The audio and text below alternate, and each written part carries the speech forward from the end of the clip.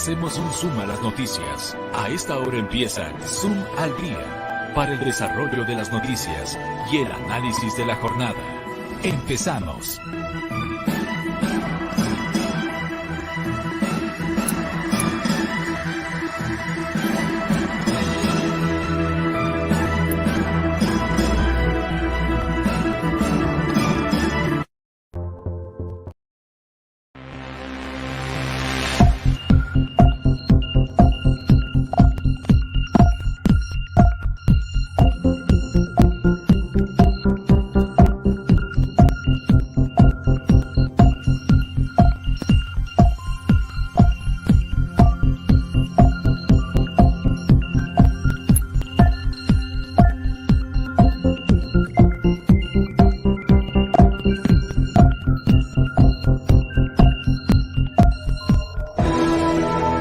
Cada tarde le hacemos un zoom a las noticias. A esta hora empieza Zoom al Día, para el desarrollo de las noticias y el análisis de la jornada. Empezamos.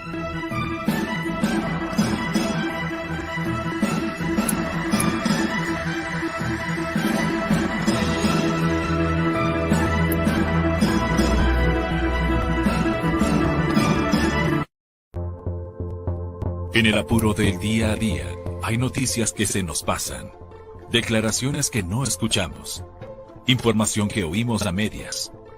Cada minuto, un hecho se convierte en noticia. Y cuando eso sucede, está en Primera Plana. Sigue nuestras redes, @PrimeraPlanaEQ. Permanece bien informado. Primera Plana, el medio digital que pone las noticias en tus manos. Primera Plana, todas las noticias, todas las voces.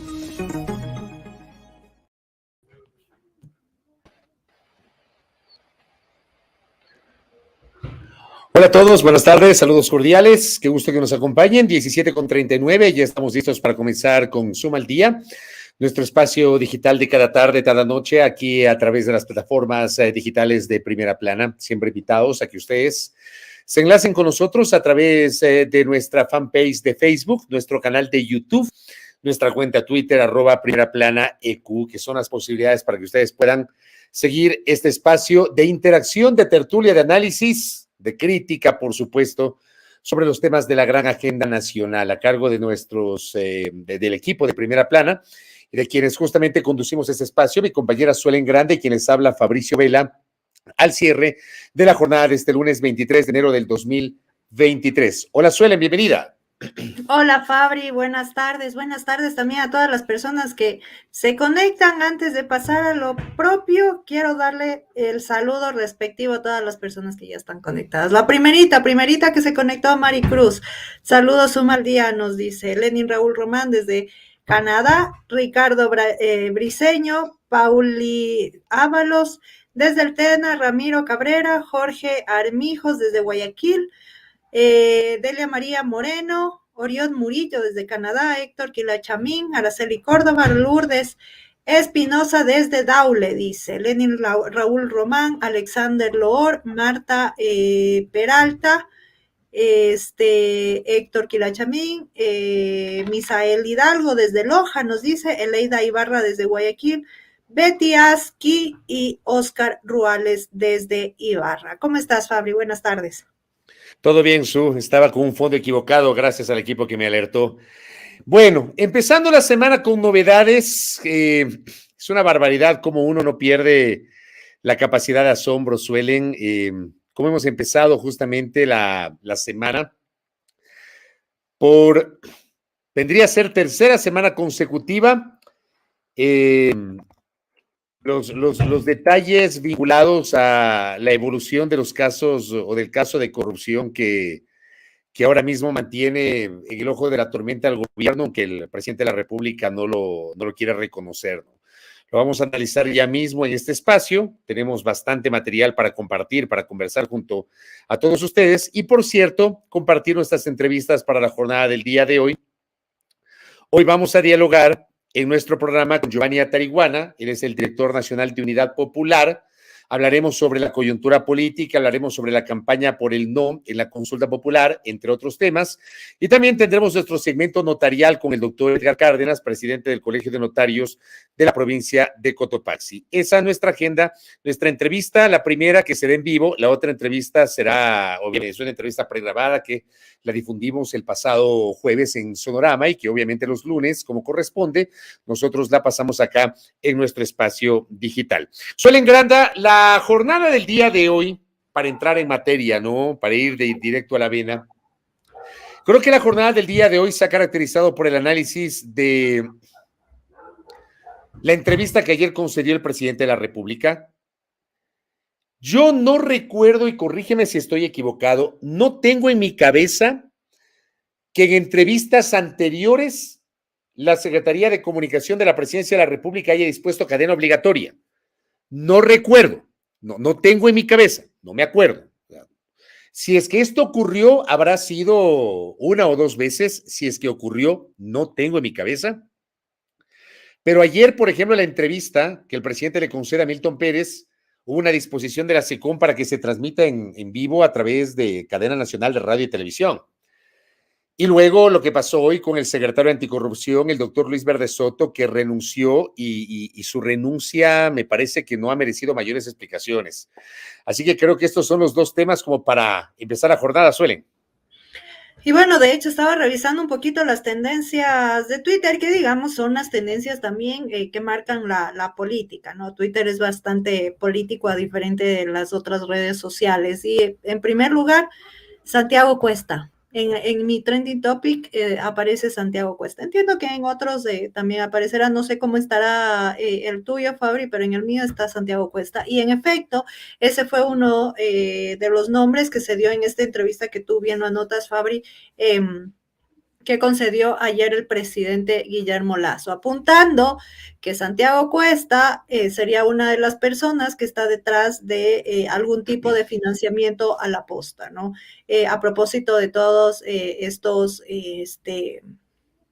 esta cadena de reportajes que ha sacado la posta y de audios filtrados sobre una supuesta estructura que estaría operando corruptamente en las empresas públicas. Y digo supuesta porque obviamente será la justicia la que deberá decir si es que es o no es así, ¿no? Yo no soy juez, así que no me vayan a caer por eso, porque siempre los periodistas manejamos eso, el supuesto en los casos judiciales. Santiago Cuesta, y finalmente Santiago Cuesta respondió al presidente Fabri. Sí, ya lo vamos a revisar. Déjame ver en cambio mi trending topic. En mi cuenta de Twitter, quiero ver el trending topic. A ver, las tendencias. Vamos a refrescar esto. Para mostrar a nuestra audiencia, obviamente, las tendencias que tenemos aquí en el Ecuador. Déjame ver algunas de ellas. Algunas de ellas tienen que ver, obviamente, con lo que está pasando. Aquí está, por ejemplo, aquí en la computadora me aparece Luis Verde Soto, me aparece Lasso, me aparece Juan Carlos Holguín, me aparece Serrano, que se refiere a José Serrano. Acá en mi celular, en cambio, me aparecen, dentro de las tendencias,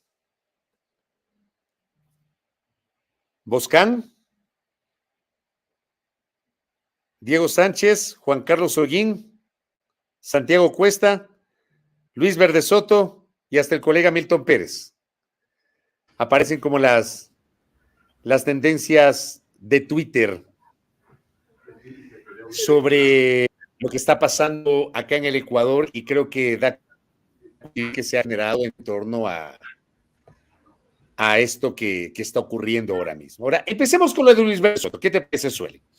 Sí, creo que es lo reciente, digamos, lo último que pasó y creo que también ha sido, no ha sido una sorpresa porque en efecto creo que la gestión de Luis Verde Soto en estos días que han sido álgidos ha pasado un poco desapercibida cuando los medios hemos llamado también a que se hable desde la Secretaría, ¿no?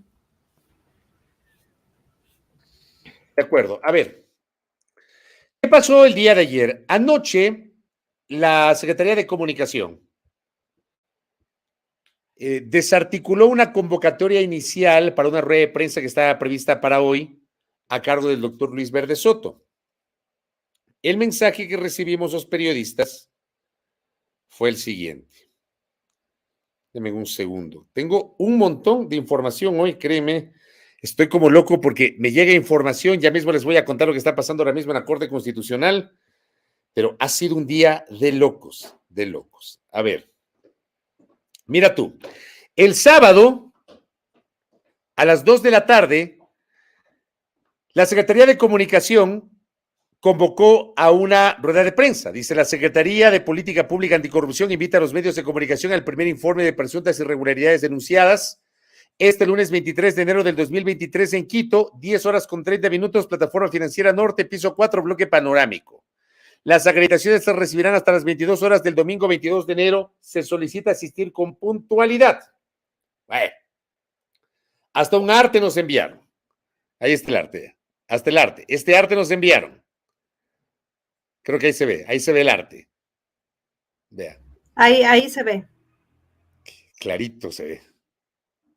Primer informe de presuntas irregularidades. Ese era el arte que nos enviaron los amigos de la Secretaría de Comunicación. Después, ayer domingo, a las 18 horas con 31 minutos, y luego de que se anunció la entrevista de Milton Pérez con el presidente, nos envían el siguiente mensaje. Estimados colegas, informamos a los medios de comunicación que la rueda de prensa de la Secretaría de Política Pública Anticorrupción programada para este lunes 23 de enero en Quito se suspende. Oportunamente les informaremos la nueva fecha y hora. Para más información, Dirección de Relaciones Públicas de la Secretaría de Comunicación. Ahí está el mensajito. Clarito. Clarito. ¿Ok? Esta mañana, en cambio, gente que le apoya al doctor, le apoyaba en la parte de comunicación al doctor Luis Verde Soto, empieza por su lado, al margen de la SECOM, empieza a enviar una convocatoria diciendo, estimados colegas, está confirmada para hoy la rueda de prensa por parte del doctor Luis Verde Soto. Entonces, a la persona que me envía eso, yo le decía, no, estás equivocada porque la SECOM ya canceló. Y me decía, no, el doctor me llamó a pedir que les pase. O sea, el doctor Verde Soto pidió que pasen esa convocatoria.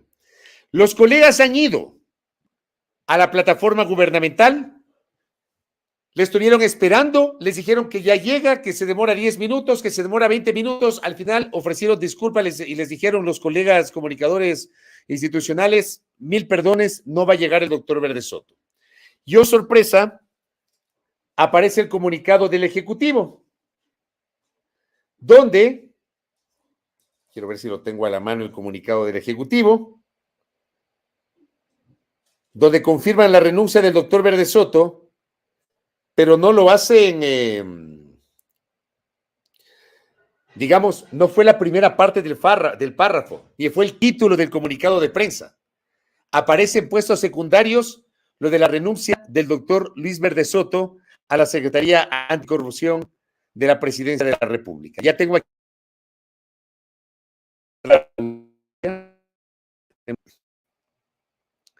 Es que crean, como dice mi buen amigo, Fabri, no sé si eres tú o soy yo, pero se está entrecortando. Ya, hazme un favor, me voy a cambiar de red, voy a ponerme en la red fija, seguramente es donde yo estoy, debe ser mi señal. Lee el comunicado, por favor, ten la bondad. Ok. Bueno, este comunicado emitido por la Secretaría General de Comunicación de la Presidencia con fecha 23 de enero, es decir, hoy. El gobierno del Ecuador seguirá actuando con la transparencia y frontalidad de siempre, dice este comunicado como se titula. La Secretaría de la Política Pública Anticorrupción fue creada con el fin de diseñar e implementar las políticas públicas en materia de lucha contra la corrupción que tengan resultados palpables. Es una labor que hay que reforzar más que nunca con mayor profundidad, sustento y agilidad tanto en los diagnósticos como en las soluciones sugeridas. Hemos decidido, dice este comunicado de la SECOM, hemos decidido aceptar la renuncia presentada por Luis Verde Soto a su cargo como secretario de la Política Pública Anticorrupción, agradeciendo sus servicios. Es lo que dice este comunicado con respecto a esta renuncia del secretario anticorrupción. Fabri, te tengo congelado, creo. Sí, está congelado el Fabri. O no sé si estoy congelada yo. Ya, Ahí no, está. ya estamos, sí, ya me cambié de red, ya está bien. Ahí estás, Fabri. Ahora sí. A ver, lo que decía Suelen, ¿no? Aparece obviamente el titular, donde el gobierno insiste en que seguirá actuando con transparencia y frontalidad, bla, bla, bla, bla, bla. Y abajo, sin explicación, dice: hemos decidido aceptar la renuncia presentada por Luis Verde Soto a su cargo como secretario de la Política Pública Anticorrupción, agradeciendo por sus servicios. Yo te pregunto, Suelen, ¿hay alguna referencia real de las razones por las cuales renunció Luis Verde Soto? ¿Tenemos claridad? No, Fabri, de hecho tenemos una nota en la página web en la que ahí lo hacemos notar, todo esta cronología que tú has dado en torno a este tema, no solo a la renuncia, sino a la convocatoria de rueda de prensa. Y creo que no lo veíamos venir, o bueno, lo veíamos venir porque obviamente alguna cabeza tenía que rodar, pero no lo veíamos venir en la medida en la que no se conocía que había un antecedente en el que Luis Verde Soto renunciara, o peor aún, le obligaran a renunciar, ¿no? Sí, y Verde Soto tampoco se ha pronunciado, ¿verdad? Aún no, en sus cuentas de redes sociales todavía no tiene nada. Ahora, el doctor Verde Soto debía presentar este documento que vamos a mostrar. A ver.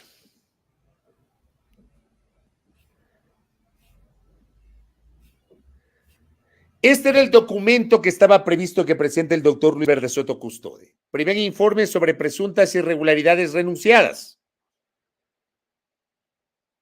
Vamos a ver qué más dice. Secretaría de Política Pública Anticorrupción, 23 de enero. Documento dirigido al señor presidente de la República. Mira tú lo que dice la carta de Luis Verde Soto, lo que es interesante. Adjunto a la presente nota se encuentra el primer informe sobre presuntas irregularidades denunciadas por usted el 13 de enero del año en curso.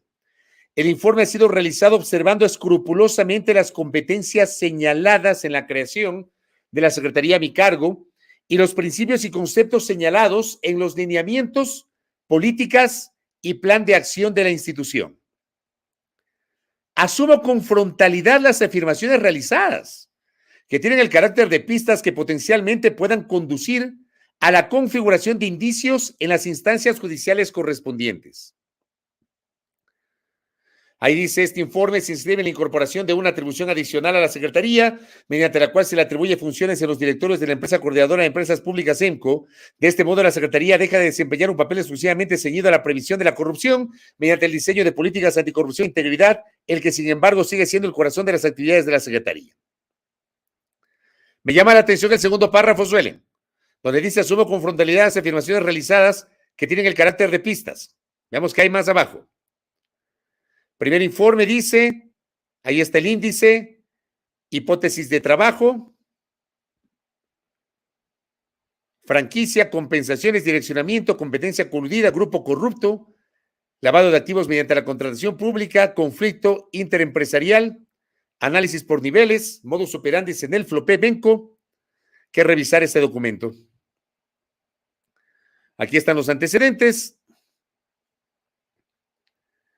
Habrá que ver qué dice este documento, Solen, porque lo acabo de abrir. Sobre todo creo que en la parte de recomendaciones, ¿no? Vamos a ver. Hay análisis por niveles.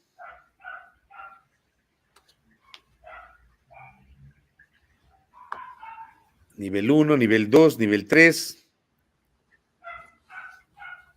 Mira tú este gráfico de hipótesis sobre niveles. Hasta cabildeadores externos de alto nivel, dice ahí. Wow. A ver, dice, modus operandi. La información en sí misma no es una prueba. Las conexiones que plantea una información, perspectiva desde la cual se la consiga deben ser probadas. La Secretaría Anticorrupción compilará y entregará información a las autoridades. ¿Qué más dice? Nos referimos a CENEL y FLOPEC como casos de estudio preliminar. Dice, la falta de eficiencia empresarial resultante en pérdidas negras técnicas y no técnicas posibilitó a grupos corruptos acceder y utilizar información privilegiada en beneficio propio, omitiéndose estudios requeridos para mitigar necesidades originadas por falencias operativas y técnicas dentro de la empresa. Abajo dice, dentro de la empresa se infiere que el grupo corrupto comprende el equipo de las áreas técnicas y de apoyo, sus directivos de área y gerencia general, misma que presuntamente fue capturada por proveedores del sector. Dice, falencias u omisión en el control interno por parte de los servidores públicos, omisiones al momento de verificar documentos y calificar ofertas, finalizando en la flexibilización de controles necesarios para la ejecución contractual. Este informe relata y presenta posibles actividades corruptas sustentadas por información recabada y los análisis de esta Secretaría. Cada hipótesis se asienta en un modus operandi. Se presume que los beneficios corruptos se recolectan y entregan mediante cuotas ordenadas por la máxima autoridad de los operadores de su confianza. Dice que la Secretaría continúa con la revisión de los procesos de contratación efectuados por CENEL, contrastándolos con posibles vínculos societarios entre accionistas y contratistas estatales y los demás oferentes que participaron en cada concurso e incluyen los anexos. Habla de FLOPEC. Lo de FLOPEC, por cierto, hoy, si es que se lo perdieron, está colgada en nuestro canal de YouTube. Tengo una entrevista que le hice esta mañana al gerente de FLOPEC, el ingeniero Osvaldo Rosero, que es absolutamente reveladora, sobre lo que se encontró, ya, una estructura de corrupción que revela él impresionante. Aquí mira, por ejemplo, en FLOPEC dice, patrones posibles de corrupción en FLOPEC se configura a partir de la existencia del monopolio en el transporte, sumada a la discrecionalidad de la dirección y operación de la empresa y a la carencia de un efectivo control respecto de su gestión y finanzas.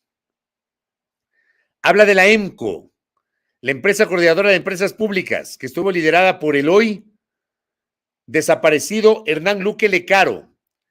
Habla de concentración de información privilegiada que podría derivar en riesgos de corrupción como presuntos conflictos de interés. Habla de agentes externos de contratación, resoluciones, la situación de las empresas públicas, ineficacia en cumplimientos institucionales, empresas en liquidación y activas,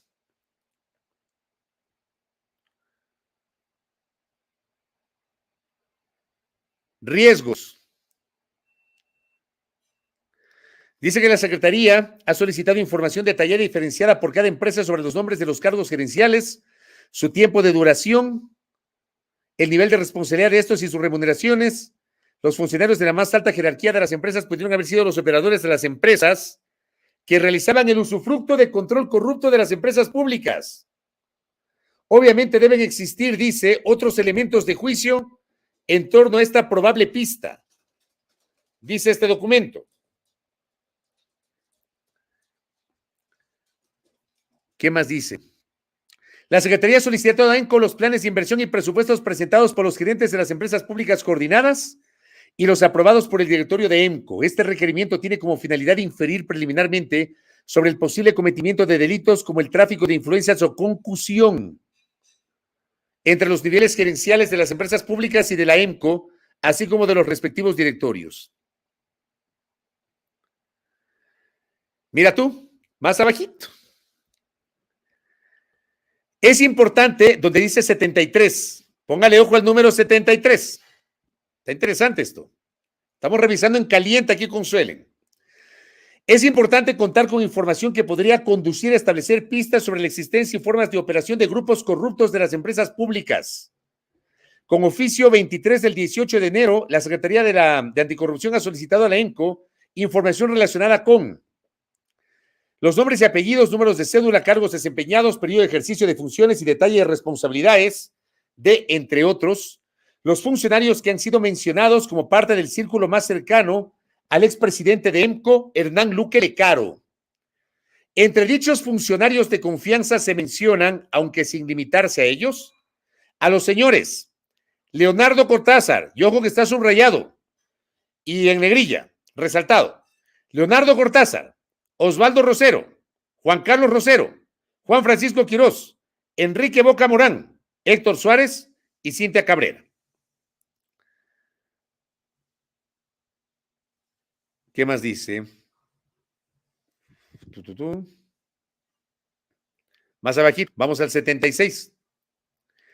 Hasta la fecha de la realización de este informe se identifica la necesidad de expandir fuentes de información para analizar el círculo cercano al señor Hernán Luque Lecaro, sin perjuicio de que a futuro se amplíe este requerimiento a las siguientes personas: Leonardo Cortázar, Osvaldo Rosero, Juan Carlos Rosero, Juan Francisco Quirós, Enrique Boca Morán, Héctor Suárez, Cintia Cabrera, Rubén Cherres y Juan Rivas Domenech. Recomendaciones. Vamos con las recomendaciones. Un poquito más abajo. Habla de la configuración de franquicias, compensaciones, trade-offs. Habla de alta discrecionalidad, arbitrariedad y autonomía de los directorios y gerentes. Habla de oligopolio o cartel. Fijan precios o restringen acceso a competidores, dividiéndose el mercado por periodos, dichos precios o productos pactados. Bueno, 84.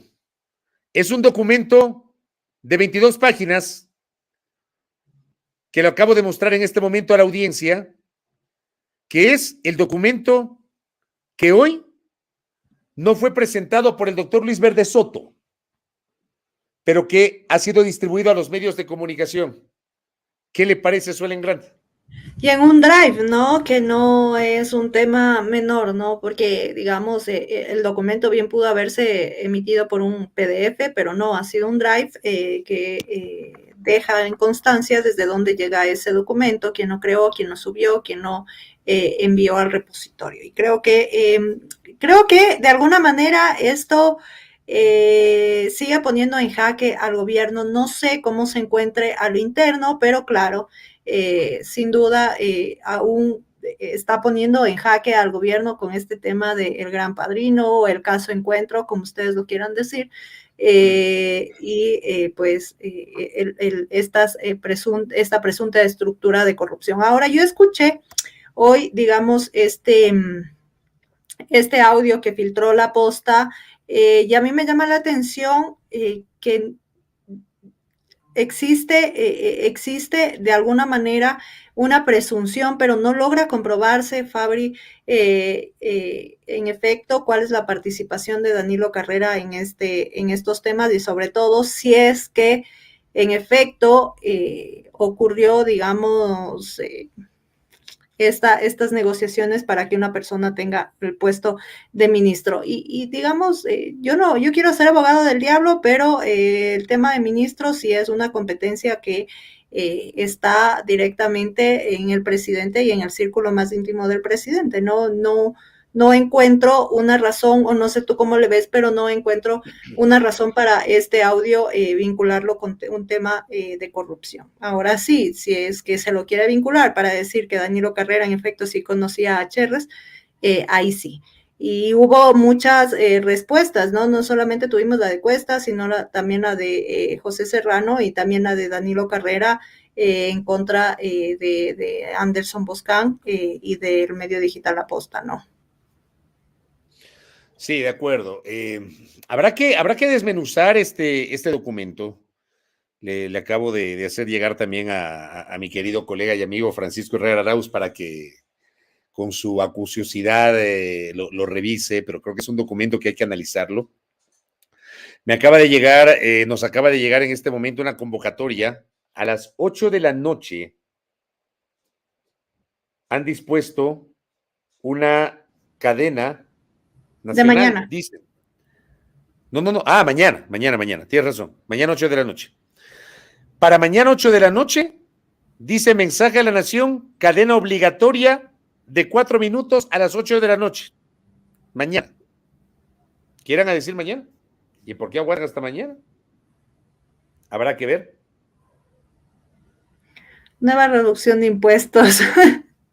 No sé. La otra vez esperábamos otra cosa, ¿no? Exactamente, la otra vez esperábamos alguna reacción en torno a este tema y bueno, no la dieron el tema de impuestos y finalmente las reacciones vinieron por comunicados vía chat. Ahora, hay algo que publicó Anderson Boscan. Anderson publicó en su cuenta, en su cuenta de Twitter hace 15 minutos el siguiente tuit. Lo vamos a mostrar a la audiencia. Gracias Nahuel por estar siempre apoyando este espacio digital y estar en la jugada. Espera que se me pone lenta con la transmisión. La compu. Aquí tengo el tuit de Anderson. Ya mismo nos enlazamos con Giovanni Atarihuana. Le pido unos minutitos. Tómese un cafecito, estimado Giovanni. No se vaya a retirar. Y ya vamos a conversar con usted de todo lo que está pasando. A ver, aquí está el tuit de Anderson.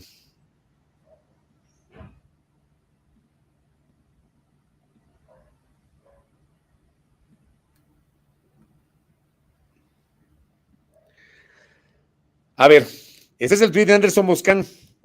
¿Cómo me puedes traicionar así? Reclamó el presidente Guillermo Lasso Luis Verde Soto cuando leyó el informe del hasta hoy secretario anticorrupción que determina responsabilidad del mandatario en la concentración de poder que dio a Hernán Luque. Por eso la renuncia. Esto publicó Anderson Boscan hace cuarto de hora. Cito, ¿quién lo dice? No sé cuál será la fuente de Anderson. Para publicar aquello debe tener alguna referencia de que el presidente reaccionó así. Quién sabe si el propio Luis Verde Soto se lo contó al colega Anderson Boscan. Y aún así el gobierno ayer, de acuerdo a las palabras del presidente, no está viviendo horas complejas, ha dicho el mandatario. Yo no sé qué sensación te dio ayer la presentación del presidente, Su. Creo que, entre otras cosas, Fabri, a mí sí me llama la atención que en una entrevista previa decía que él no sabía por qué Hernán Luque había, digamos, renunciado, ¿no? Y resulta que ayer ya se acordó que no estaba feliz con el desempeño de Luque en EMCO y por eso le pidió la renuncia. Al final no sabemos si le pidió la renuncia o renunció porque el mismo ejecutivo tiene diferentes versiones en torno a un mismo tema. Y sí llama la atención esto porque creo que de alguna manera, no sé, de alguna manera se están contradiciendo en torno a un mismo tema que llama la atención. Sí, yo hice un comentario extenso esta mañana, Suelen, en el espacio de la radio. Te me quedaste congelada. Bueno, ya Sí, mismo creo que regresas. Voy a arreglarlo, voy a solucionarlo. Sí, te me quedaste congelada. Yo hice un comentario extenso esta mañana en el noticiero de la radio porque, digamos, ¿cuál mismo es la verdad? O sea, el presidente Lasso el 22 de diciembre le da una versión a Carlos Vera y el 22 de enero, un mes después, le da otra versión a Milton Pérez. El 22 de diciembre, cuando Carlos Vera le pregunta sobre la renuncia de Hernán Luque, el presidente dice, bueno, se va porque la gente se quiere ir. O sea, en esa respuesta del 22 de diciembre, en donde incluso se ve que al presidente le incomodó la pregunta que le hace Vera, como que no le gustó la pregunta que le hace Vera, el presidente luce mucho más envalentonado. Dice que la gente se va porque se quiere ir, pero nunca habló de ningún otro tipo de situación que reveló el día de ayer. Ayer el presidente de la República dijo que le ordenó a su secretario de la administración que le pida la renuncia a Hernán Luque y que le pida la renuncia porque le había perdido la confianza o porque no le tenía confianza. Y luego cuando el periodista le pregunta, ¿pero a qué se refiere? El presidente le dice, porque está claro que no estaba sintonizado con la lucha anticorrupción, pero no profundice el presidente. Y después de eso, deja de hablar de ese tema y habla de torpeza. Claro, el colega le dice, bueno, torpeza no es igual a corrupción. Claro que hay corruptos torpes, ¿no? Y hay corruptos vivísimos también. Pero torpeza no es equivalente a corrupción. Entonces sí queda la sensación de que no se ponen de acuerdo sobre qué mismo. En diciembre dicen una cosa y ayer dicen otra. Y no saben tal vez cómo explicar el tema de Hernán Luque. Después Hernán Luque no era una persona ajena al presidente. Hernán Luque fue nombrado por el presidente de su círculo de ejecutivos del Banco Guayaquil. Así era. Entonces, hay cosas sobre las cuales evidentemente uno espera mayor contundencia por parte del mandatario, mayor claridad. Y yo decía en la mañana, al presidente le falta y al gobierno le falta administrar de mejor manera la sinceridad. La sinceridad. Y yo siento que no ha habido sinceridad en el discurso oficial. Y esto le ha pasado factura al presidente. El presidente dice una cosa y un mes después dice otra y no se retracta de lo que dijo un mes antes. Eso pasó ayer. Y de hecho creo que Fabri también, como diría en el barrio, tirar lodo con ventilador, ¿no? Porque ya se ha vuelto bastante común en el presidente hablar de ciertos temas que llaman la atención. Yo no sé si para generar titulares o para posicionar su nombre en el imaginario público, ¿no? Por ejemplo, tenemos el caso de estos narcopolíticos, narcocandidatos, narcoasambleístas, narco ni sé qué, que expuso internacionalmente y hasta ahora seguimos esperando las denuncias de la narcopolítica.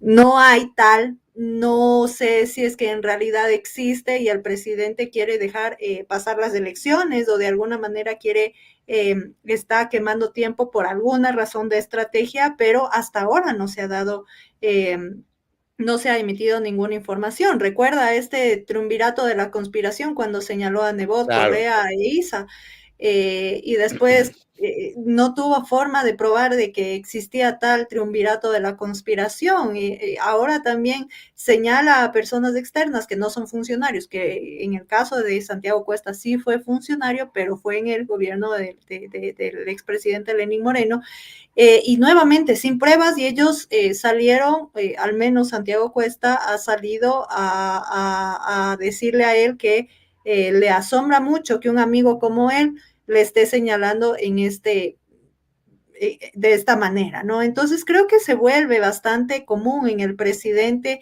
mencionar sin pruebas, yo no sé para qué, como digo, no sé si para generar titulares o para de alguna manera despistar la mirada a otros problemas que sí son graves. Por ejemplo, hoy nuevamente encontraron a 2 personas asesinadas en la cárcel de Esmeraldas y nadie está hablando de ese tema.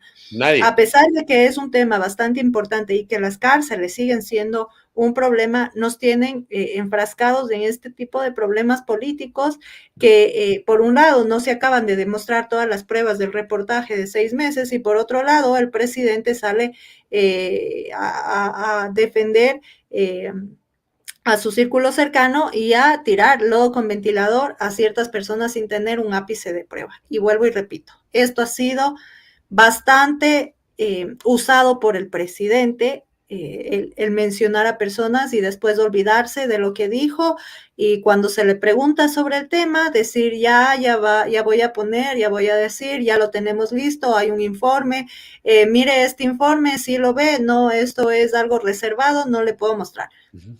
Más o menos así es como funcionan los comunicados del presidente cada vez que da una entrevista. Correcto. A ver, aquí lo tengo a Giovanni Atarihuana ya conectado con nosotros. Le agradezco la paciencia, Giovanni, por tomarse unos minutos. Estuvo conectado un buen rato. Le ofrezco una disculpa, pero estaba interesante la situación que al momento estábamos charlando con Consuelen y me gustaría un criterio del director nacional de Unidad Popular sobre lo que está pasando con las denuncias de presunta corrupción. Giovanni Atarihuana, buenas noches, ¿cómo le va? Muy buenas noches, Fabricio, Suelen, un fuerte abrazo, un saludo desde la provincia de Esmeraldas, con calor, pero dispuesto a compartir nuestras reflexiones. Sudado anda. Sí, hemos recorrido la ribera del río y contactando con la gente, siempre un buen calor, tanto de la gente como de Esmeraldas mismo. Muy bien, Giovanni. Oiga, ¿cómo analizan ustedes este nuevo episodio de crisis. O sea, más allá que el presidente ayer dijo que su gobierno no está viviendo un momento complejo, trató de minimizar lo que está pasando, pero está claro que la situación es compleja, tanto más que el día de hoy ha renunciado el secretario anticorrupción. ¿Cómo ven ustedes la situación, Giovanni? Fabricio, creo que el pueblo ecuatoriano, que hace rato le perdió la confianza a Guillermo Lasso, todas las encuestas lo dicen, ha calificado con el 80% como mala y muy mala la gestión del presidente en este año y 8 meses, la credibilidad que está alrededor del 15%, es obvio que el pueblo ecuatoriano siente que es un gobierno incapaz, que no ha resuelto los problemas, un gobierno indolente, que no se sintoniza con el odor de las familias ecuatorianas y que hoy, para ponerle la cereza al pastel, queda demostrado que está involucrado en su círculo más íntimo en el tema de la corrupción. Por supuesto que el gobierno está sufriendo un momento grave y es lamentable para la democracia ecuatoriana porque había expectativa de que podría haber el Ecuador del encuentro que ofreció Guillermo Lasso y obviamente el encuentro hoy es el caso de la Fiscalía General. Nosotros creemos que es hora que el presidente de la República asuma precisamente no solamente la verdad de los hechos, sino que tendrá que responder, porque más allá de las contradicciones que son varias, Fabricio las ha señalado con bastante detalle, es evidente que el grupo más cercano al presidente, me refiero a sus amigos de infancia como Juan José Pons, por ejemplo, se recuerda que está pendiente la investigación sobre la nube azul y el tráfico de influencias y de cargos en las aduanas. Su cuñado, Danilo Carrera, que es además su mentor, su socio, que comparte la propiedad del Banco de Guayaquil, y su equipo, porque eso hay que tomarlo en cuenta, muy bien se decía, el señor Luque no es un desconocido que se filtró o se infiltró en la corrupción para el gobierno, es alguien del equipo de Guillermo Lasso. Me parece que fue hasta vicepresidente del banco. Pero el señor Cherres resulta ser la mano derecha de Danilo Carrera. ¿Quién es el señor Cherres? Además de lo que se ha planteado en el audio, tiene 2 sentencias por vinculación con el narcotráfico. Entonces, efectivamente podemos decir que a estas alturas, luego de un año y un poco más de gestión, el gobierno de Guillermo Lasso está efectivamente en los momentos más bajos y el pueblo ecuatoriano tendrá la oportunidad, y eso podemos hablar, de expresarse frente a este gobierno incapaz, indolente y corrupto en el plebiscito del próximo 5 de febrero. Giovanni, buenas tardes todavía, aún no se va el sol, buenas tardes. Al menos en Quito todavía no se va el sol, no sé cómo estará en Esmeraldas. Giovanni, buenas tardes.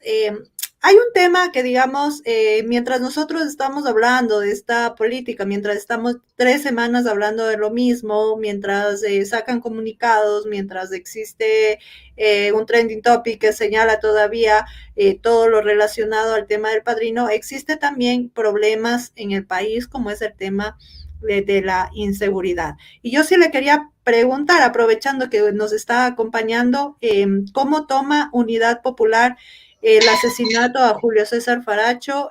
Porque yo sé que él fue candidato de una alianza, pero parte de esa alianza, además de Sociedad Patriótica y de Mover, también es Unidad Popular. ¿Cómo tomaron ustedes el asesinato de Julio César Faracho mientras hacía campaña? Por supuesto, Suelen, decir que este asesinato lamentablemente nos muestra el país que estamos viviendo. Las 4.600 muertes violentas del año pasado que ha conmocionado al país, que está en varios territorios del Ecuador en su conjunto, está alcanzando otros niveles. Me parece que ha habido 2 o 3 atentados a otros candidatos y lamentablemente nuestro candidato en la ciudad de Salinas, en provincia de Santa Elena, fue abatido el día sábado. Es un candidato que proviene de una alianza que teníamos en Salinas. Hemos condenado, por supuesto, el asesinato vil de este joven abogado de Salinas.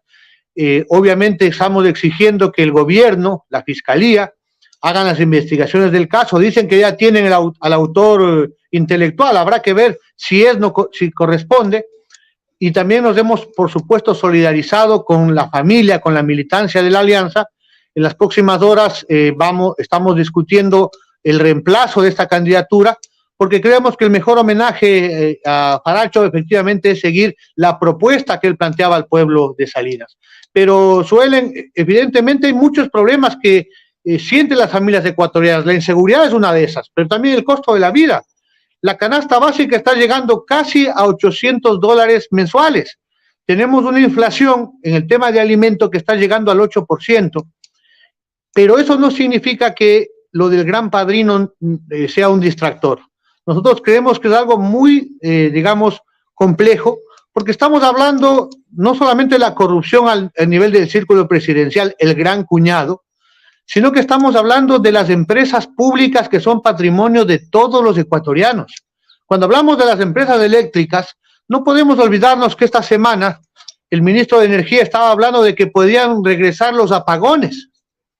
Cuando hablamos de que han saqueado Flopec, porque eso también han salido en los audios, y que van por el petróleo, no podemos dejar de mirar que efectivamente la industria petrolera está queriendo ser subastada. Fue parte de lo que el presidente de la República fue a ofrecer en Davos a propósito de las privatizaciones. Entonces, tampoco podemos olvidarnos que CNT se está hablando que está siendo quebrada. En la vieja táctica neoliberal, por un lado saquean las empresas públicas, como el caso del Gran Padrino, quiebran, las vuelven ineficientes y luego tienen el pretexto para privatizarla. Entonces, este es un tema que efectivamente nos debe llamar a la reflexión para defender el patrimonio de todos los ecuatorianos. Las empresas públicas tienen un presupuesto al año de $13,000 millones, no es poca cosa, y hablamos de servicios básicos y de elementos estratégicos para el Ecuador entero. Ahora, dentro de la interacción que tenemos con la audiencia, Giovanni, a mí me parece que es una carga muy pesada que ustedes están llevando. Porque si bien es cierto, en la elección del 2021, Unidad Popular respaldó la candidatura de Yacu Pérez en la primera vuelta y en la segunda vuelta llamaron a votar nulo. En 2017, en la segunda vuelta, ustedes llamaron a votar por Guillermo Lasso. Y hasta ahora hay gente que les recuerda aquello y que de alguna manera los ubica a ustedes como corresponsables igualmente de lo que está pasando. ¿Usted cómo reacciona frente a estos señalamientos, Giovanni? Afortunadamente los hechos están ahí, Fabricio. Nosotros, en lo que cuenta en esta elección, teníamos candidato propio que fue perjudicado en el fraude precisamente por el banquero. El candidato indígena y popular, que era Yacu, tenía el derecho de haber pasado a la segunda vuelta y seguramente ganaba la elección de manera definitiva. Y no estaríamos discutiendo cómo la banca crece en sus ganancias año a año y cómo el pueblo sufre hambre y miseria. Nosotros fuimos y tuvimos razón de llamar a un nulo efectivamente en la segunda vuelta porque conocíamos el proyecto neoliberal de Lasso y consideramos que el gobierno anterior, el correísmo, representaba más de lo mismo. Incluso ahora, en este caso del Gran Padrino, vemos que hay un hilo conductor, pues, mi estimado Fabricio y a la audiencia. El señor Cortázar, ¿no es cierto?, que ha sido operador político y establecido en la corrupción. Estamos hablando que se incorporó al tema eléctrico, me parece, desde el gobierno de Correa, luego el de Moreno y finalmente en el caso de Guillermo Lasso. Nosotros tenemos, por supuesto, la predisposición de sumarnos a todas las fuerzas que hoy mismo reclamamos un nuevo gobierno, Fabricio, porque vemos y sentimos con nuestro pueblo cómo la política económica del gobierno de Guillermo Lasso está sacrificando la vida diaria de las familias ecuatorianas, cómo no hay medicinas en los hospitales, cómo recortan el presupuesto de salud y no hay cupo a las universidades, cómo no hay trabajo. Mientras tanto, todos nos preguntamos, ¿dónde está la plata del petróleo? El año pasado tuvimos ingresos extraordinarios por el alto precio del petróleo. Eso no se invirtió ni en desarrollo local, ni en generación de empleo, menos en salud y educación. Queremos saber dónde está la plata de la gran recaudación de impuestos, Fabricio. Casi 16,000 millones de dólares el año pasado, incluso con un golpe fundamental a las clases medias. Pero esa plata tampoco aparece para resolver los problemas de la gente. Y vamos más allá. Con eso concluye esta parte. Estamos a la espera del anuncio del presidente Lasso, hace meses atrás, de que iba a cobrar los impuestos a los grandes evasores. El presidente Lasso incluso se dio el lujo, en la bronca seguramente con su competencia, de decir que Fidel Egas, el dueño del banco del Pichincha, era uno de los grandes evasores de impuestos. Han pasado cuánto tiempo, Fabricio, y no hay un solo cobro de los grandes evasores. Le doy un dato que es público. Hay 1.900 millones de dólares de deuda en firme, no en litigio, en firme. Y son 500 empresas, según la página oficial del Servicio de Rentas Internas, que no pagan impuestos y que sobre todo el SRI, el gobierno, Guillermo Lasso, no tiene la voluntad política. ¿Cuánto podríamos hacer con 1.900 millones de dólares en el tema de abastecer los hospitales, de atender las escuelas, de dar crédito para la producción, para generar el empleo que tanto reclaman los ecuatorianos? Giovanni, ahora se viene la consulta popular, estamos a 2 semanitas de ir a las urnas, o una semana y un poco más de ir a las urnas, y claro, además de elegir a prefectos, presidentes de juntas parroquiales, alcaldes, concejales, además de elegir a miembros del Consejo de Participación Ciudadana, también tenemos un referéndum. Ustedes impulsan el no, esta vez entiendo que es 8 veces no. Sí quería que nos comente por qué esta postura de unidad popular. Efectivamente, Suelen, nosotros hemos conformado con más de 25 organizaciones de carácter social y política el Acuerdo Popular por el No. Y lo hacemos junto al Partido Socialista, a Somos Agua del compañero Yacu Pérez, también organizaciones estudiantiles, de maestros, el Seguro Campesino, algunas centrales sindicales. Compartimos esta visión del no con la CONAIE, con Yasunidos, con otros sectores del pensamiento democrático del país, y coincidimos en que esta consulta no resuelve los problemas de las familias ecuatorianas. Es una consulta que nosotros ubicamos tramposa, porque quiere simplemente lavar la cara de un gobierno que ha fracasado en resolver los problemas de la población y, como decía, hoy está embarrado en la corrupción. El núcleo, el corazón de la consulta es el interés del gobierno de tener el control de la Fiscalía General, del Consejo de la Judicatura, es decir, la justicia, y por cierto, de la Contraloría. Ahora, con las denuncias del cuñado del presidente, entendemos la razón de esa desesperación de Guillermo Lasso. Quieren impunidad, quieren curarse en sano, porque si tuviéramos un contralor que investigue las denuncias, si tuviéramos una fiscalía que actúe con mayor efectividad, celeridad, sobre todo con transparencia e independencia, seguramente podríamos conocer de manera más oportuna quienes están saqueando la riqueza nacional. Por eso y otras razones, por supuesto, pensamos nosotros que es necesario decirle 8 veces no al gobierno de Lasso. Hemos estudiado las 8 preguntas, creemos que varias son simplemente ganchos, otras tienen condumio, tienen trampa en la letra chiquita de los anexos, y otras son totalmente innecesarias. En todo caso, nosotros adelantamos desde ya, incluso por eso estamos en Esmeraldas, esta campaña para que la gente no se deje meter gato por liebre y vote no en la consulta popular. Giovanni, pero el presidente de la República y las autoridades del gobierno, la semana anterior en la radio entrevisté al ministro del gobierno, Francisco Jiménez, ellos tienen la tesis de que todo esto tiene una clara intención de afectar al gobierno de cara al referéndum constitucional, que de alguna manera se pretende generar el caos para afectar al gobierno en su intención de que gane el sí el referéndum constitucional. ¿Usted cómo le ve esto? Bueno, se quedan sin argumentos del gobierno del encuentro o del caso del encuentro, porque miramos que se dicen y se contradicen. El presidente anoche dijo que quienes empujamos el no, ya no solamente somos narcotraficantes y apoyamos la delincuencia, sino que nos llamó antipatria. Fíjese usted, el mismo gobierno que sacrifica a los ecuatorianos cumpliendo con el Fondo Monetario, que quiere entregar la riqueza del petróleo, nos llama antipatria. El mismo gobierno que el día de ayer el presidente Lasso, en algo que parece de risa, pero en realidad es preocupante, dijo que ya no se requiere radares, que él va a controlar los cielos y los vuelos de las avionetas del narcotráfico con una iPad. Todos nos preguntamos, ¿por qué entonces hace más de un año, con bombos y platillos, Guillermo Lasso fue a Montecristi e inauguró el radar? Pero también nos preguntamos por qué no lo ha reemplazado, Fabricio. Entonces es un gobierno que por acción o por omisión, no sé si por incapacidad, yo creo a ratos hasta por complicidad, No ha sido capaz, por ejemplo, de en año 8 meses colocar un solo escáner para monitorear lo que sale en los puertos y aeropuertos de este país. Según la ONU, el 80% de la droga, Fabricio, se va por los puertos y aeropuertos. ¿Quién es responsable de la aduana? Guillermo Lasso. ¿Quién quiere el caos? Guillermo Lasso. Entonces, su inacción no puede efectivamente sino recibir un rechazo contundente del pueblo ecuatoriano en las 8 preguntas, al decir no.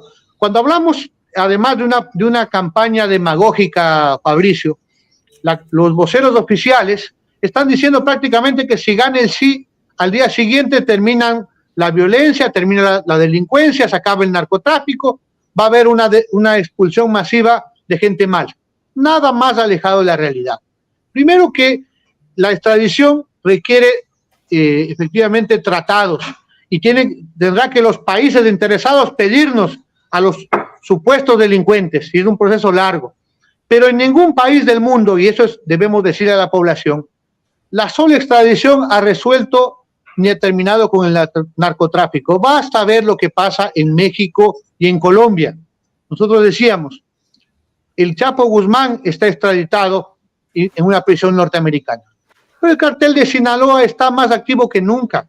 El tema del combate al narcotráfico requiere medidas estructurales, desarrollo del trabajo, invertir en lo social, invertir en educación, precisamente lo que no hace el gobierno. Y le cuento un dato que leía en estas horas. Nos hablan de seguridad del presidente Lasso y sus ministerios en la rama no han ejecutado ni el 60% del presupuesto del año 2022. Entonces, yo no le creo al presidente y por eso voy a votar no. Giovanni, tal como usted ha dicho, existen también otros movimientos a los que ustedes se han adherido o que ellos se han adherido a ustedes, digamos, han hecho un grupo, uno de ellos, el de Somos Agua, del ex candidato Yacu Pérez. Una de las premisas que han movido a Yacu Pérez, al menos digamos que es desde su recorrido político, es esta defensa de la naturaleza, de la Pachamama, la defensa del agua sobre todo, y hay 2 preguntas en torno a la naturaleza en la consulta popular. ¿Por qué estas también hay que votar por el no? Primero porque es un tema también de credibilidad, Suelen. ¿Quién a estas alturas puede creer que el presidente banquero se convirtió en defensor del agua y en ecologista? Basta ver cómo actúa el Ministerio de Minas concesionando precisamente en las fuentes de recarga hídrica. Prácticamente no hay provincia en el Ecuador que no haya conflictos con las comunidades campesinas e indígenas, porque el gobierno, entregado a las transnacionales mineras, está entregando el país. Pero hemos conversado con los compañeros de Yasunidos, de Acción Ecológica, a varios expertos, y vemos que también hay trampa en esas preguntas, porque se está planteando, a propósito de los servicios ambientales, precisamente la privatización, la mercantilización, a propósito de los mercados de carbono, de la naturaleza en el Ecuador. Entonces, estas 2 preguntas que quieren darle un barniz ecológico al presidente que no lo tiene, también tienen condumio, también tienen trampa. Y son parte de un paquete de una consulta, reiteramos, tramposa, de un gobierno corrupto. Correcto, Giovanni Atariguara. Gracias por sus aportes para el análisis sobre lo que está pasando en Ecuador y también su sustento de su postura respecto de la consulta popular o referéndum constitucional. Muy amable, Giovanni. Muchas gracias, Fabricio, y al pueblo ecuatoriano, a decirle 8 veces no. Aprovechemos para castigar al mal gobierno de Guillermo Lasso. Buenas noches. Muchas gracias. A Giovanni Atariguara, que ha estado con nosotros, el director nacional de Unidad Popular, conversando justamente aquí en nuestro espacio informativo Zoom al día, frente a la coyuntura. Atentos a lo que se viene. ¿Quién es Javier Jordán? Yo no me considero prófugo de la justicia. A mí me investigan por redes sociales. Yo no tengo un contrato, pues, con el IES ni con el Estado. ¿Usted se considera un perseguido? Yo un nexo para los perseguidos. ¿Usted salió del Ecuador huyendo de la justicia? Cristian Zurita me abre los ojos. Su relación con Leandro Norero. ¿Usted tenía relación con Leandro Norero? ¿Usted alguna vez habló con Paul Granda? Jamás. Hablemos de la foto de la piscina. ¿Cuál es el contexto de esa fotografía, Javier Jordán? La foto de la piscina. Pero ¿quién la tomó? Naim Mazú. Después me enteré que es compadre de Villavicencio. ¿Qué va a hacer usted con su situación personal, con todo esto que nos ha relatado Javier Jordán?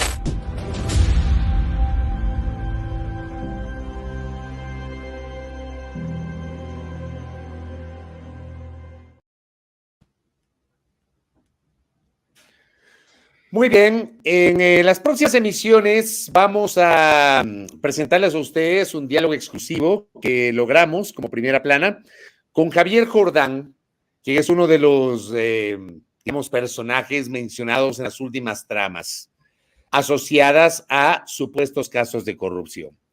El nombre de Javier Jordán seguramente muchos lo conocieron a partir de la difusión, y eso justamente está en el promo, ¿no? A partir de la difusión de la fotografía de la piscina, de la famosa fotografía de la piscina, que fue en la casa de Javier Jordán. Con Javier Jordán hemos hablado, no le ha dado una entrevista a otro medio, nos ha concedido a nosotros la Primera Plana y hemos hablado sobre su verdad. Va a ser interesante escucharlo, ¿ya? Porque ese es el valor periodístico de una entrevista. Así que estén pendientes, ¿no? De las emisiones de Primera Plana, de Suma al Día, porque vamos justamente a tener detalles respecto de lo que nos va a decir Javier Jordán en el contexto de toda esta trama de presunta corrupción, querida Suel. Y creo que es importante también escuchar al otro lado, ¿no? Ya se ha escuchado a quienes señalan a Javier Jordán y todos los presuntos vínculos que tendrían, pero también es importante escuchar al otro lado. Misión del periodista, contrastar, entre otras, contrastar. Esa es la misión del periodista. Usted bien lo ha dicho, querida Suelen, que a veces se entiende y a veces no se entiende porque se cree que solamente entrevistar a quienes piensan de la misma manera. Entonces, esta entrevista tiene un valor netamente periodístico, netamente periodístico. Es interesante porque Jordán no le ha dado entrevistas a nadie más. Entonces, vamos a ver qué nos dice, ¿no? Así que vamos a seguir hablando justamente. Me pregunta acá el ahijado saqueado si conoció la piscina, me dice. Bueno, estén pendientes obviamente de la entrevista que tendremos con Javier Jordán dentro justamente del contexto de lo que está viviendo el país. Hoy es lunes, querida Suelen, lunes para absolver algunas inquietudes notariales. Hoy entrevistaremos al doctor Edgar Cárdenas, presidente del Colegio de Notarios de la provincia de Cotopaxi. Segmento Inquietudes Notariales bajo el patrocinio de la Federación Ecuatoriana Notarios, la FEN.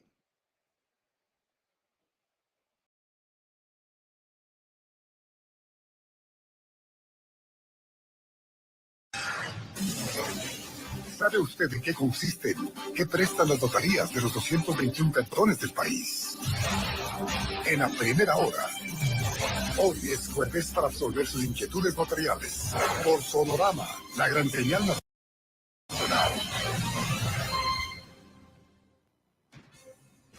Muy bien. Jueves de inquietudes notariales. Me contacto telemáticamente con el doctor Edgar Cárdenas, quien es el presidente del Colegio de Notarios de Cotopaxi. Doctor, ¿cómo le va? Bienvenido. Buen día.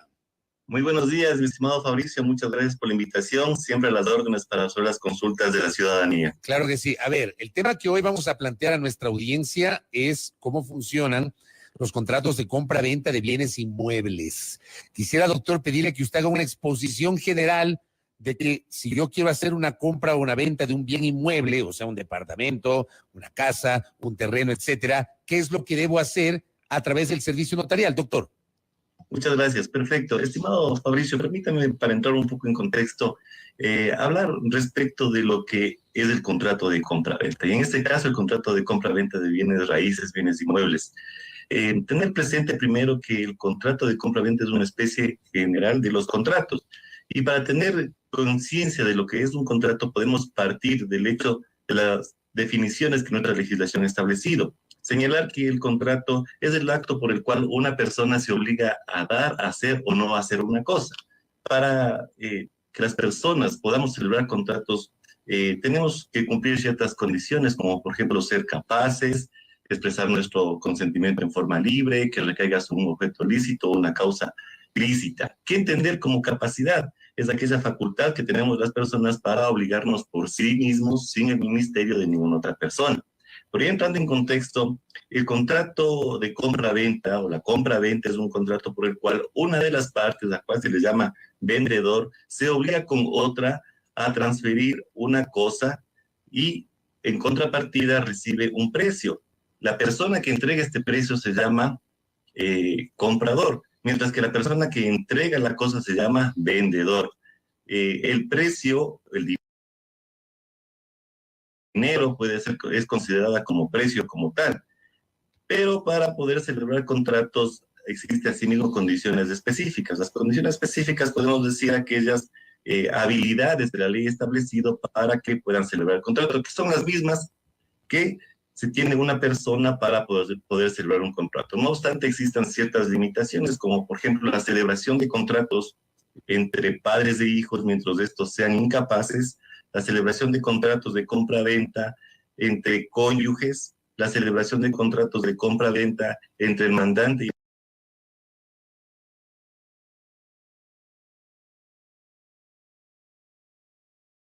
el mandatario, si no le ha facultado o el mandante no ha dado esta facultad expresa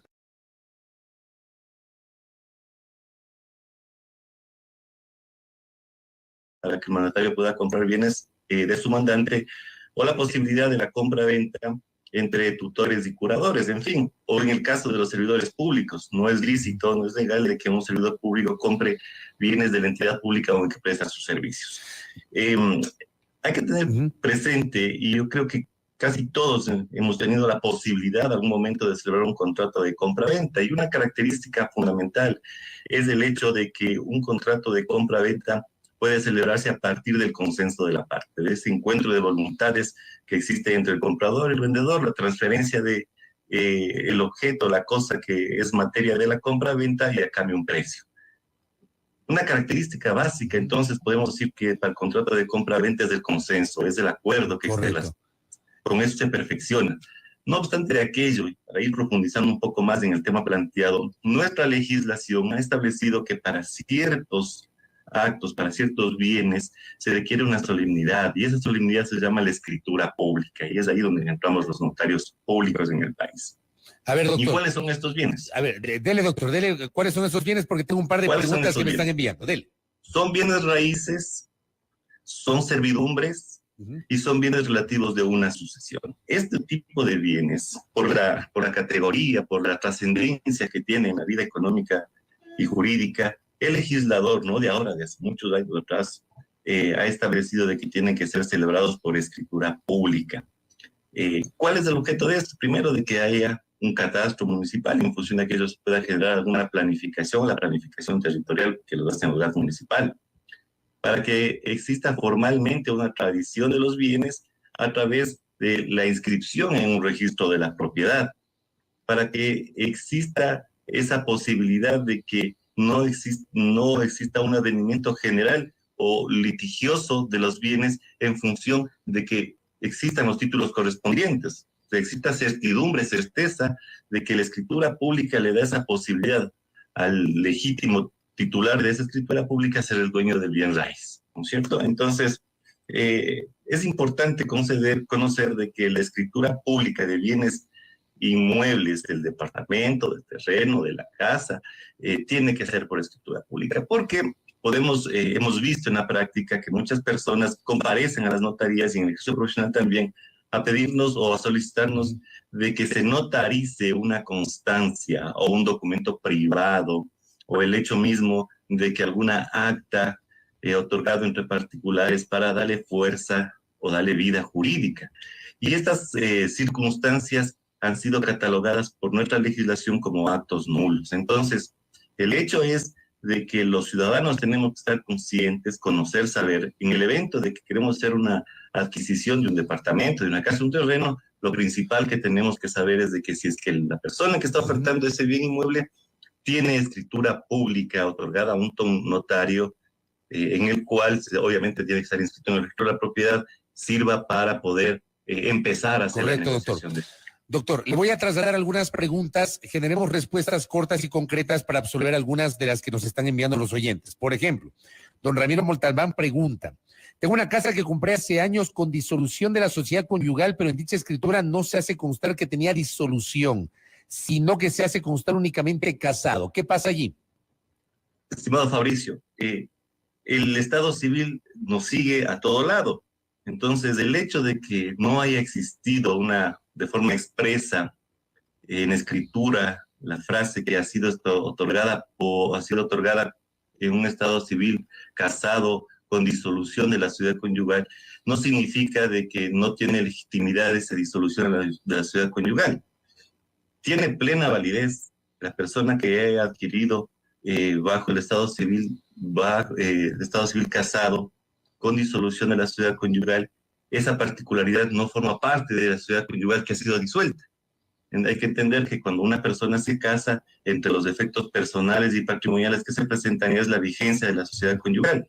Pero esa sociedad conyugal, con el caso que nos ha planteado, ha sido ya disuelta, ha sido terminada. Entonces, todos los bienes que ingresan o que compra una persona con esa condición forma parte de su haber personal, es un bien propio, ¿no? Correcto. Acá, otra consulta nos dicen, si 2 de 3 herederos venden un terreno a un tercero, ¿qué puede hacer el tercer heredero para hacer valer sus derechos? Ya, bien. Hay que tomar en cuenta lo siguiente. Cuando una persona fallece, se abre la sucesión. Hace unas semanas estuvo nuestro colega Humberto Moya en ese tema y habló. Y se hace la posesión efectiva. Hecha la posesión efectiva significa la aceptación de la herencia, inscrito en el registro de la propiedad, pagado los impuestos que corresponden. Los herederos pueden enajenar las acciones y derechos que le corresponden. Entonces, en el caso concreto, habría que verificar si es que se vendió únicamente las acciones y derechos que les corresponde a cada heredero de la sucesión, o puede ser de que se vendió aduciendo de que no existen más herederos. No obstante de aquello, si es que fuese este segundo caso lo planteado, el heredero puede realizar primero su posesión efectiva y sin lugar a dudas acceder a la justicia jurisdiccional para hacer valer sus derechos. Acá tengo otra inquietud con nuestro invitado, el doctor Edgar Cárdenas del Colegio de Notarios de la provincia de Cotopaxi, me dice, José Eduardo Molina nos escribe y dice, la suegra de mamá e hija deja un departamento a sus nietos, elaborada la escritura, se dan cuenta que el segundo nombre de mi nieta está mal y no firma más hija como tutora, lo que hace que regrese a la notaría y nunca más se culminó la escritura, ya que mi yerno se divorció y ahora están en posesión del bien, pero sin documento legal. La suegra falleció, son 12 años de esto. ¿Se puede hacer algo? Pregunta José Eduardo Molina, doctor. Claro, bueno, en eso tener conciencia de que la posesión a través del tiempo, con el ánimo del señor y dueño, puede generar el derecho a poder seguir una acción jurisdiccional de prescripción adquisitiva extraordinaria de dominio. Es un tema que un abogado en libre ejercicio, sin lugar a dudas, plantea una correspondiente demanda, la presenta a un juez, se da el periodo probatorio y de considerarlo así el juez puede conceder la propiedad. Hay que tomar en cuenta de que la prescripción es uno de los modos de transferir el dominio que son legítimamente válidos en nuestro país. O sea, pero en este caso puntual, entonces hay que acudir a una decisión judicial. Es así, Fabricio. Ya, acá nos dicen, le preguntan al doctor Cárdenas, ¿se puede realizar un contrato de compra-venta entre esposos con la finalidad de proteger el bien en caso de una disolución conyugal? En pocas, quedarme con la casa al 100%, dice Silvia Morales. Estimada Silvia, primero decirle, como se manifestó anteriormente, el contrato de compra-venta inhabilita a los cónyuges a hacer negocios entre ellos. Los únicos contratos que se pueden hacer entre los cónyuges es el de una capitulación matrimonial y un mandato. Entonces, difícilmente un cónyuge con otro cónyuge puede celebrar un contrato, principalmente por fines morales. Segundo, porque puede generar una especie de posición de poder superior de un cónyuge sobre otro para poder perjudicar a uno. Entonces, el legislador ha sido sabio en ese aspecto y ha preferido de que el contrato de compra-venta entre cónyuges sea declarado de hecho nulo, ¿no? Nulidad absoluta. Acá nos piden ayuda, pero dicen ayuda a una de nuestros oyentes. Dice, ¿cómo hago una escritura si mi terreno lo declaran patrimonio? Nos dicen acá. Bueno, hay que tener presente qué tipo de declaratoria le han dado, ¿no? Porque si es que es un bien patrimonial desde el punto de vista de preservar la cultura de otro país, no es que no se pueda hacer escritura. Lo que existe, hay ciertas limitaciones para proteger ese bien. Puede ser de que haya sido declarado un área en específico como patrimonio natural. Entonces, obviamente, ya son limitaciones que la legislación, el legislador ha establecido para preservar, ¿no? Hay protección, por ejemplo, para los páramos andinos a partir de ciertos metros de altura, que definitivamente ya no están en el comercio, y al no estar en el comercio se constituye un objeto ilícito para el negocio. Entonces, lamentablemente, si es que ha sido declarado así, ya no es apto para adquirir un bien, incluso ni siquiera acudiendo a un juez. Oiga, doctor, otra interacción, me dicen, tengo una escritura con el 75% y el 25% no existe registro de documento alguno y estoy en posesión por 20 años. ¿Qué hacer para tener escritura total, doctor?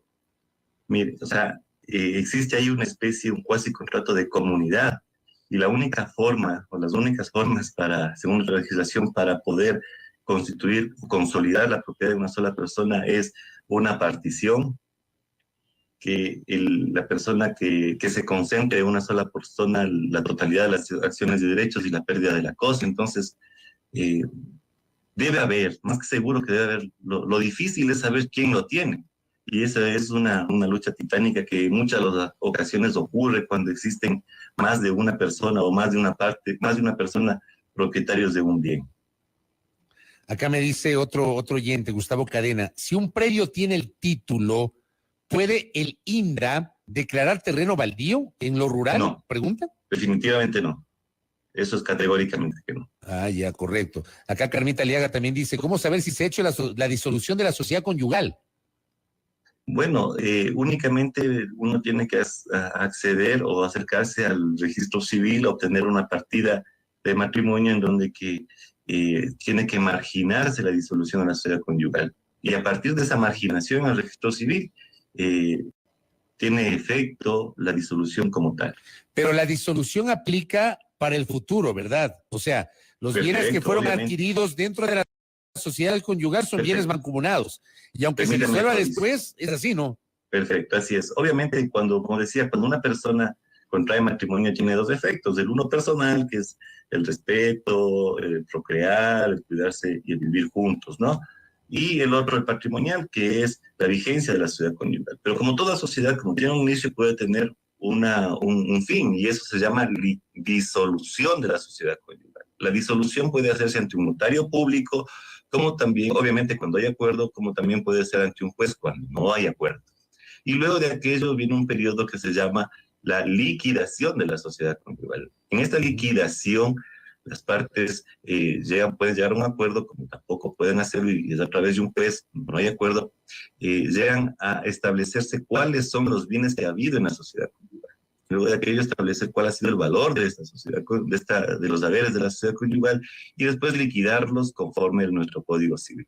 Ahí significa que se entrega a cada uno de los cónyuges o excónyuges los bienes que han acordado, o si no, en función de la decisión que pueda tener un juez. Correcto, doctor. Y lo ultimísimo, en honor al tiempo, pregunta acá Santiago Cárdenas, ¿cómo legalizar una construcción informal? Bueno, es un tema ya más administrativo que le corresponde a cada municipio en función de sus ordenanzas, ¿no? Eso no se hace en una notaría, eso no hay cómo hacerlo en un notario. No. Nada que ver. Definitivamente eso lo hace ante el municipio en donde está ubicado el predio o la construcción en este caso. Pero hoy en día el COTAD sí establece mecanismos puntuales para poder reconocer las posibilidades de legalizar una construcción, obviamente con el pago de las multas y recargos que esto establece. Correcto, doctor. Muy didáctica su explicación, ¿eh? Muy interesante, hablando justamente sobre los contratos de compra-venta de bienes inmuebles. Gracias por su tiempo, doctor. A usted, mi estimado Fabricio, a la ciudadanía, un abrazo y siempre a las órdenes. Muchas gracias por evacuar estas inquietudes, mucha interacción de nuestra audiencia en este diálogo con el doctor Edgar Cárdenas, del Colegio de Notarios de la provincia de Cotopaxi, es el presidente. Nos ha hecho una explicación didáctica con algunas de las inquietudes que ustedes nos han formulado. Interesantísimo el tema. Aquí en Jueves de Inquietudes Notariales por Sonorama, la gran señal nacional. ¿Por qué es importante analizar el contexto en el que vivimos y las realidades que nos rodean? Develando, un programa de primera plana en el que en diálogos con nuestras invitadas e invitados buscaremos develar los elementos que determinan las decisiones que tomamos, marcan la construcción de nuestras vidas y de nuestro futuro en una sociedad que urge de transformaciones sociales y respeto a las diversidades. Contribuyen en las luchas para alcanzar mayor equidad social y de género. permiten comprender cómo se generan las violencias, porque develar lo que es personal es un acto político.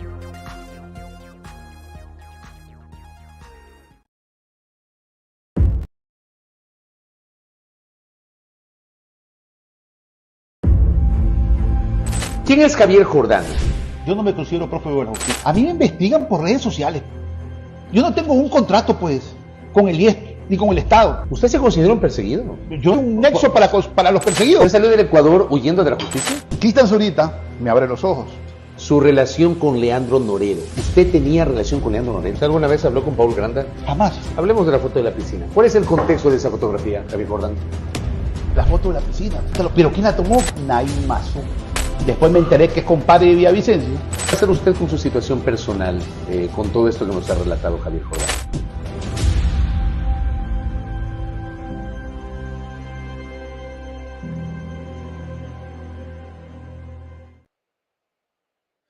Muy bien, próximamente estaremos develando pues un diálogo exclusivo con Javier Jordán para conocer su verdad en torno a estos hechos de presunta corrupción, en donde también se ha señalado al mencionado personaje dentro de toda esta trama, ¿no? Lo hemos relatado y así que lo vamos a difundir en el transcurso de las siguientes emisiones. Estamos ya en la recta final, querida Suelen. Ahí tengo el micrófono prendido. Así es, Fabri, ya en la recta final. Creo que hoy no ha hecho tanto frío, ¿no? Hoy más bien ha estado calientito. ¿Cómo ha estado hoy? Bastante calientito, ¿no?